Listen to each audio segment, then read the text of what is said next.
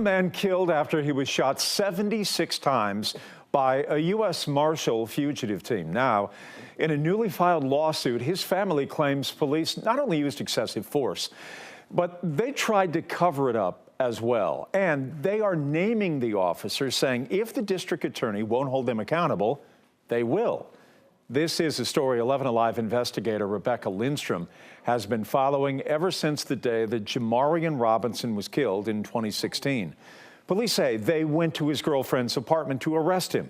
His family says when he didn't answer the door, police broke it down and opened fire, armed with submachine guns and pistols.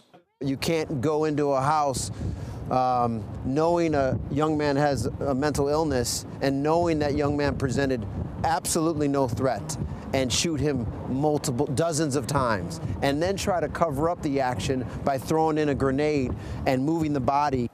The Fulton District Attorney says the number of bullets seems excessive, but he won't say if he will seek charges against the officers. Joining me right now in the studio to break down this newly filed lawsuit is criminal defense attorney Daryl Cohen. Daryl, I don't think you have to be FBI Director Wray to look at the evidence in this case and say 76 bullets, they handcuff the body, they throw in a concussion grenade, to know that this is a lot of force in the instance of one man in a small apartment. Well, what they did was completely right until it wasn't.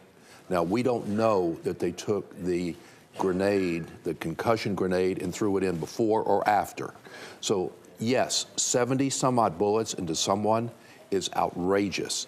Having said that, you have a number of officers from various law enforcement agencies all there because they knew he was a problem, because they knew he was schizophrenic.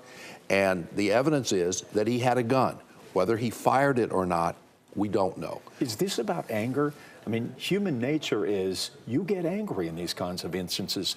When you see this kind of force, could it be a story of law enforcement losing their collective cool here? It certainly could have been, but it also could have been that each officer didn't know what the other officer was going to do. So handcuffing the body, does that also lend credence to the argument of what you were saying?